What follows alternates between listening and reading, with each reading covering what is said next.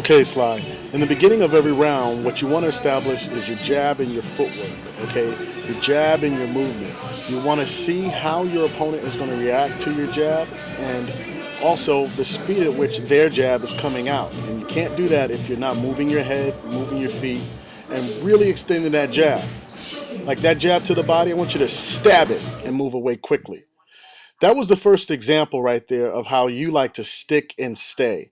You threw a 1-2, okay, you threw your right cross, but then you stood right in front of me. You have to get in the habit. If you throw your right cross, you got to step out and go underneath the left hook, or jab out, or move your head twice. After every single right cross or power combination you throw, there will always be a punch coming back at you. Never forget that. Anticipate the punch coming back at you and move. See right there, you attempted to throw alpha, but right after you threw your right cross, you pulled it back slowly and then didn't move. See right there, look at that. See, you do what I tell you to do. You throw alpha, you step out to the right, and you jab out so you don't get hit in the exchange. Plus, you give yourself a good chance to land a combination. Right there, what'd you do? You went straight back. You allowed me to come at you. Let's look at that again. Okay, this is a classic mistake beginners make. All right, you come in with beta 2, right? You land your right, and guess what you do? You just go straight back standing there. In boxing, if you stand there after you punch, you're going to wait to get hit, usually by a counter right hand like you just saw. So most girls are programmed after they throw their right cross to move to the right and move your head. See right there, you throw your right hand and you're already waiting for me to throw your hook, and you move your head, you get out the way. Remember, sweatbox and boxing, very similar. In sweatbox, when I call for a combination like 12 or 13, I don't have you just stand there after you throw the punch. I usually throw the focus pad over your head, trying to land a hook, forcing you to go under the punch, right? So in boxing, when you finish a combination slide, you've got to move your head, move your feet, or move your jab. Understand? Move your head, move your feet, and move your jab after every combination. That's what it means to master the art of sticking and moving.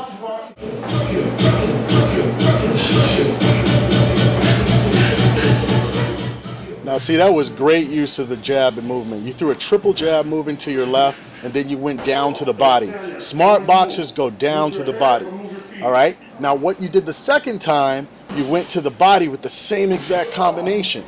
Remember, most boxers are going to catch on to what you do the first time, so you got to mix it up a little bit the second time. So the first time you threw a triple jab, and then you threw 4B, 3B to the body. Great combination. But the very next time, you came in with a jab and threw 4B, 3B again and stood there. What you should have done was come upstairs with the hooks after you went to the body. Build on your combinations, Sly, and change them. Constantly change them. If you throw 1-1-2 the first time, how about you throw 1-1-2B the second time? If you throw 1-1-2B, go 1-2B-3 the next time and jab out. All right? Build on your combinations and constantly alter and change them. You can do that.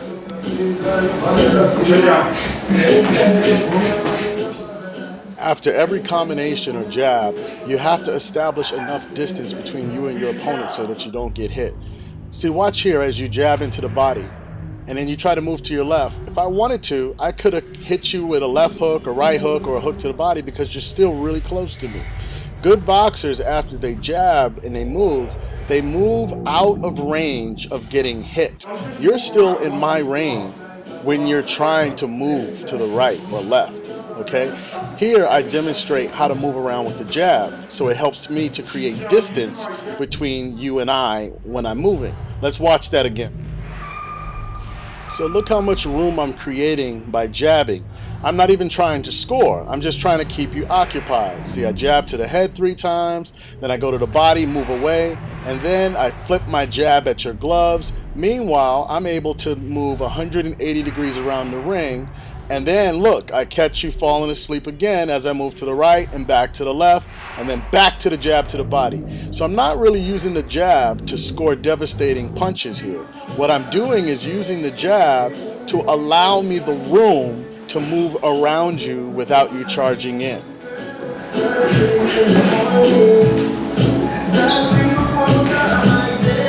Slip your hands, slip that jab side. Slip your jab. Good, and what are you going to use? 2, 3. Right cross. Chin down.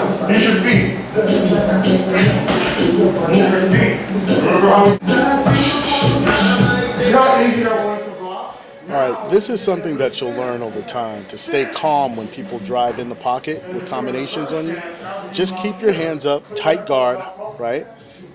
Look between your gloves, okay? And use the drills that we learn in Saturday class, right? Okay, so as long as your gloves are up and you're in a low stance and you're stable, you'll be able to see exactly what they're throwing and when they complete their combination so that you can counterpunch, right? Somebody throws a 1-2, block it, PG, come back with your right cross left hook or your 2-1-2-3 or even just the right cross, okay? If they throw 13, all right? You block it PGH, come back with your left hook or a left hook right cross or left hook 2-1-2. All right, Gamma 21, Zeta 32. These are all things that we review in Saturday class week after week. And you can use them in a sparring session. You can use them when you're boxing slot.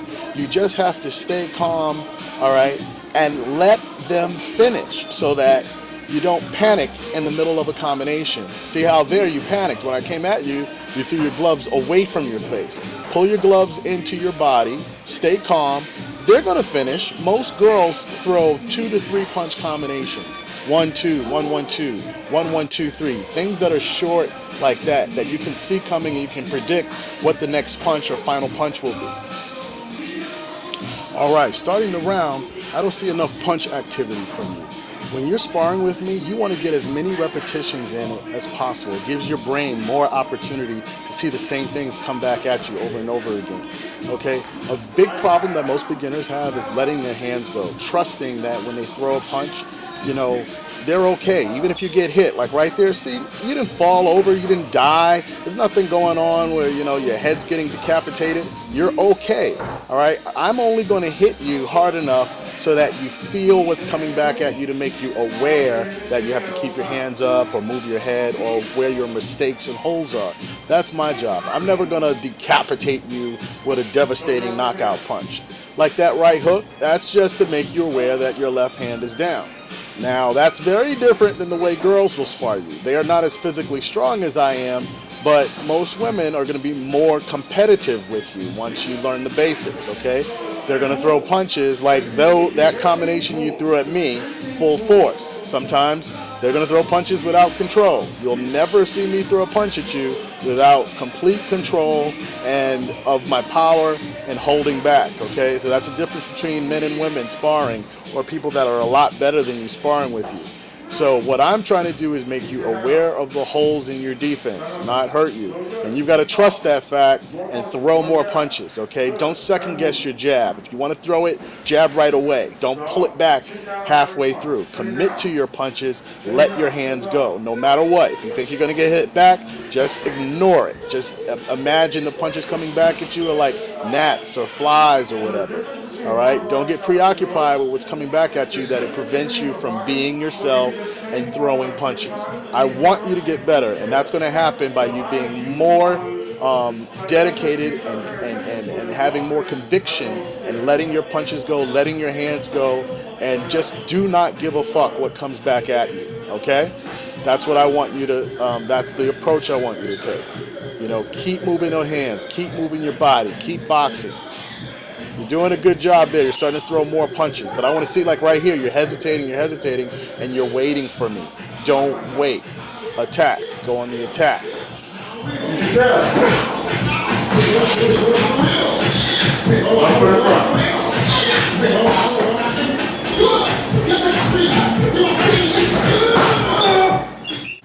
Okay, let's review why you got hit. All right, once again, you throw a 1-1-2, pull your right hand back slowly, and don't move. This is what's called a check hook. All right, Liz hit you with the same punch over and over and over again, and that's what's going to continue to happen until, see, it happens again because you stand there. If you remember earlier in the sparring session, you had mastered throwing the 1-1-2 and then stepping out to your right. When you do that consistently is when you know you're better. and you practice that through shadow boxing, through back. Okay, coming up next. At the end of round 3, you yelled at me during the round and said, "You're taunting me. You're taunting me," when I was moving my hands in front of you and fainting. All right. This is round 4, which I'm going to label the stiff round. Okay. Now, this is an important lesson for you to learn, and it'll teach you a lot about the style of boxing that I'm teaching you. I'm not just teaching you the fundamentals, I'm teaching you an approach to boxing that's called unorthodox classic style boxing. Unorthodox. When you think of unorthodox, I want you to think about Muhammad Ali, Sugar Ray Leonard, Roy Jones Jr., and Prince Nassim Hamed. I want you to think of fighters who use dance and rhythm, head movement, body movement, to confuse, mesmerize, and bring havoc to the ring. Okay? So look at me what I'm doing right now. My hands are really only kept up by my head mostly. I'm going straight in, straight back, sometimes a subtle step to the right, a subtle step to the left. I'm really stiff right now. Do you see that? Now, this is how many of the girls at the novice level box. Okay? Just a little bit faster than this, but this is basically what you see at Boston Boxing. All right? This is not what I teach you and not what I'm going to teach you. I'm using this round as an example, though, to show you that, I can spar with you this way, but ultimately, this is not going to make you a complete or better boxer. Why? Yes, this will teach you the fundamentals, but ultimately, you subconsciously are going to copy the style of your sparring partners. And you have to understand, I'm your primary sparring partner. So my style is going to rub off on you.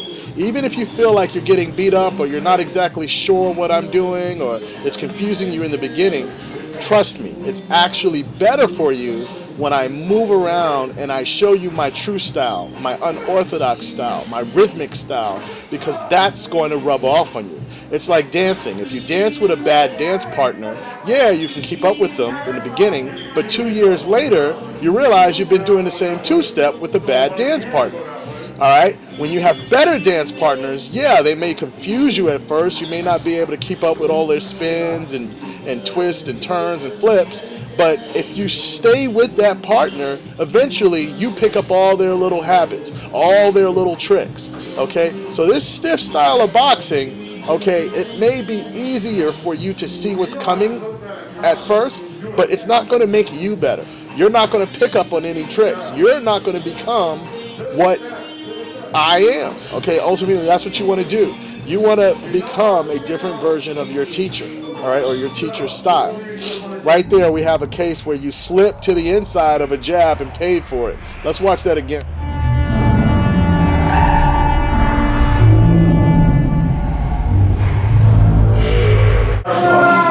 Which way you slip on the jab? Why? Because what's waiting for you on this side? Okay. So, that's the boxing style of boxing. Is that very intimidating? Is it difficult to figure out? It's not. That's not how a split box angel should box. You want to box in my style, right? You notice when I split box with you, depending on the music, I change the style of split box, right?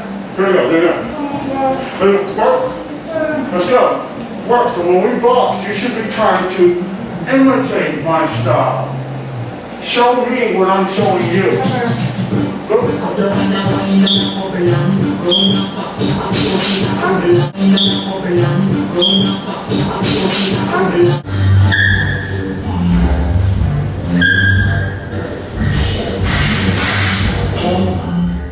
So if you notice, that was just a simple triple jab. It wasn't even intended to land. What I wanted to do was see how you react to the jab, just like Ali versus Cleveland Williams, where he started off the round moving around and dancing and throwing feints, right? So part of the sweatbox style of boxing is feinting. You feint with your body, your hands, see how I'm churning my hands, your shoulder movement. You feint with the jab, Okay, you feint with your emotions. Okay, we want to be emotionally involved and invested in a round. Okay, sometimes when you want to punch hard, don't show it on your face. When you want to land a heavy punch, most people, their eyes get really wide and they give away what they want to do. So part of my style is masking what you want to do behind dance, movement, okay, and playing around with your opponent emotionally. Okay, this move right here is called a stiff arm or a wonder. That's what I call it. Okay, wonder, like Stevie Wonder. All right, you just see I'm using my jab to preoccupy you. And then behind the jab, I throw my power punch. So I'm not taunting you here. I'm giving you weapons to use against other people. There you go. You try it. Why don't you try it? Okay, instead of worrying about not being able to defend it, use it for your own benefit. So every time I give you a weapon in sparring that works against you or confuses you, don't be intimidated by it. You know, be thankful that I'm showing it to you and take it, steal it. All right? Okay, the sign of a good actor is is somebody who steals the tricks of the people they act with. The same thing with good basketball players like Kobe Bryant. Okay, Kobe Bryant stole Michael Jordan's fadeaway by working out with him and practicing with him. You can do the same thing in the ring and boxing. Okay, well, look at how I landed that jab. See, I used movement, right? I churned my hands to get you looking at that. And so okay, another very subtle thing I want you to pick up from the way I churn my hands. Notice when I start moving my hands around in a circle, you don't realize it at first, but see how my left foot slides forward towards you? So I'm using it as an opportunity to creep closer and closer to you without you noticing what I'm doing with my feet. So I change the distance between us without you realizing it. And that's what feinting and moving does. While you're looking at my hands, my feet are able to walk forward underneath you so that when I do jab, I'm in range. Okay, see, here you are copying. So it's not tight right now, but if you practice that one move, eventually you'll be able to turn your hands and then throw a jab that's technically sound, right? Throw a good jab with your right hand up against your face, and then you move your head. Okay, the last thing I want to talk about with you in regard to Sifu tutorial sparring or sparring with people that are better than you.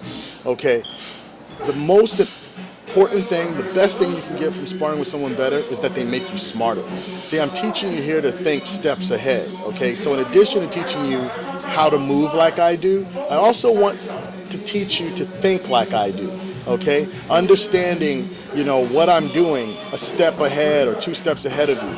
The smarter your sparring partner is, the smarter boxer you'll become, all right? In that little sequence about 15 seconds ago, you did a great job. And I noticed even with the infighting, you're doing a lot of the tricks I taught you. This is making you an extremely smart boxer, and I love the way you're open to learning in this session, okay? Each sparring session, I even like how you shuck me away from you. That's good boxing. That's something I taught you. This is what I want to see more of, Sly. Continue to stay open to learning, put yourself right in there, and continue to get better. You're doing a good job.